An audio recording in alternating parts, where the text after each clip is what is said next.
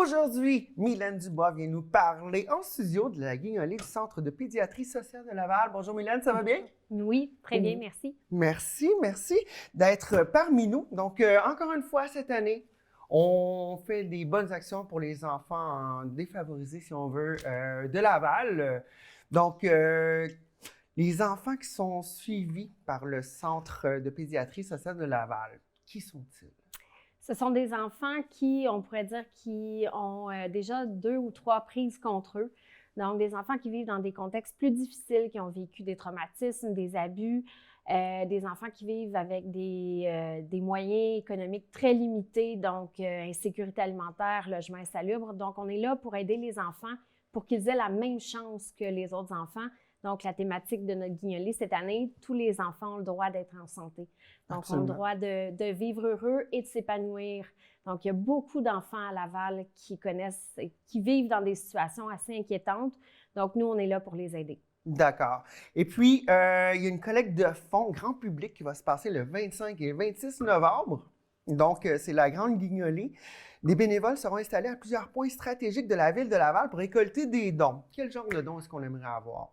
C'est des dons financiers. Donc, on cherche des dons en argent. Maintenant, on est moderne. On peut donner avec la carte. On s'est modernisé. Juste taper. Juste taper. Ça va Donc, vite. les stations de métro, Toys R Us, qui est un nouveau partenaire cette année, Oui. Galerie Laval, Canadian Tire, Fabreville et Vimont, donc qui vont être là. Et notre partenaire de dons jumelés, Lester's, qui va égaliser chacun des dons que les gens vont faire jusqu'à concurrence de 10 000 $. Donc, plus vous êtes généreux, plus Lester's est généreux. Wow, OK, parfait. Et puis, donc, ça se passe le 25-26 novembre. Vous avez mentionné le Toys R Us. Il y a aussi le coin des rues Jean Béraud et Daniel Johnson. Il y a le coin des rues Notre-Dame et Lavater. Et station du métro Montmorency, La Concorde et Cartier, juste pour compléter la liste. Donc, le 25 et 26 novembre. Et puis, il y a aussi des sollicitations virtuelles par réseaux sociaux. Donc, pour faire des dons, les gens, simplement, est-ce qu'ils peuvent aller sur cpslaval.org? Tout à fait. Site sécurisé pour faire des dons en ligne avec un reçu de charité comme on est un organisme de bienfaisance. Puis en même temps, sur notre site, de même que sur notre Facebook, les gens peuvent être témoins, faire partie de l'entourage du centre de pédiatrie et voir nos activités quotidiennes. Au quotidien, c'est ça qu'on veut se parler. En tout cas, moi, je veux parler de ça. Au quotidien, sur le terrain, c'est quoi vous faites concrètement, là? Un petit bambin qui débarque, c'est quoi la personnalité type ou le type de clientèle qui débarque chez vous et qui a besoin vraiment d'attention spécialisée?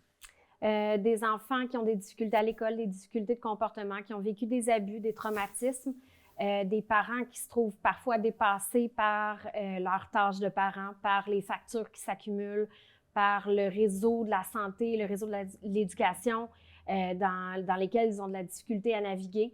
Donc, nous, on est là, on est une équipe de professionnels cliniques, mais dans un contexte communautaire. Donc, on prend en charge des enfants, des parents, puis on les aide selon leurs besoins à eux. Donc, chaque prise en charge est individualisée selon l'enfant.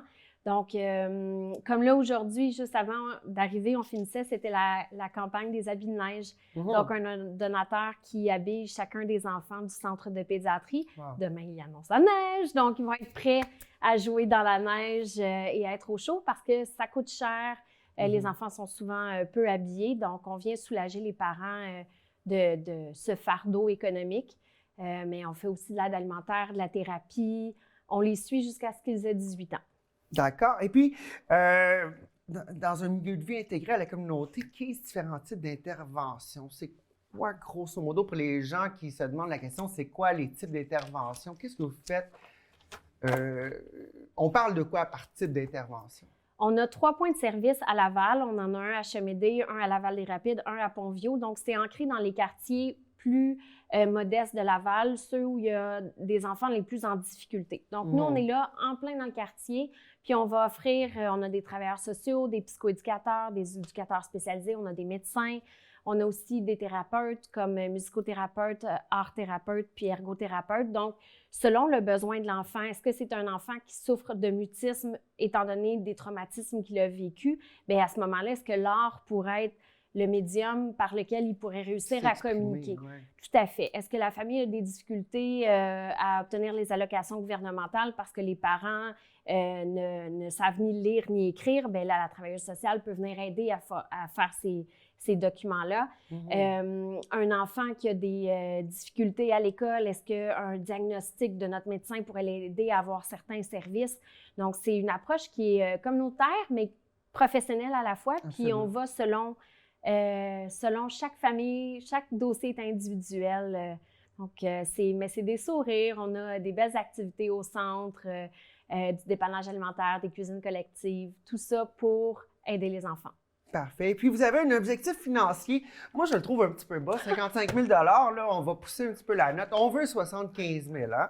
Fait que Lesters s'engage à égaler chaque don reçu les 25 et 26 novembre pour la guignolée. Mais ça ne vous empêche pas d'en donner plus. Si vous êtes capable d'en donner plus, ça va faire plaisir à beaucoup d'enfants, beaucoup de familles. Et puis, c'est quoi le souhait pour cette saison 2022? Dépasser l'objectif de 20 000, ça serait le fun, mais en plus. Vraiment, ça serait un beau cadeau de Noël.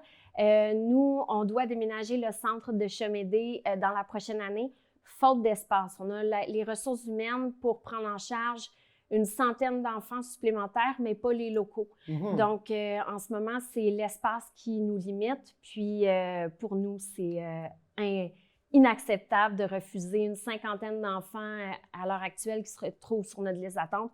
Donc, on veut vraiment... c'est notre projet pour 2023. Est-ce que vous êtes en train de magasiner activement un nouveau local? On essaie aussi, des gens ont des locaux à louer ou à offrir au centre de pédiatrie. Communiquer avec moi, ça va me faire plaisir d'évaluer les possibilités.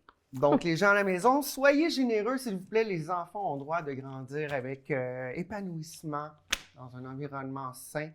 Un gros merci, Mylène Dubois. Donc, pour tous les dons, vous pouvez aller sur cpslaval.org ou simplement les 25 et 26 novembre, les 8 points de dépôt et les 3 stations de métro de Laval. Ça se passe de quelle heure à quelle heure, le 25-26? De 8h à 18h. De 8h à 18h. Donc, Maud Cambronne pour la suite. Merci pour vos activités.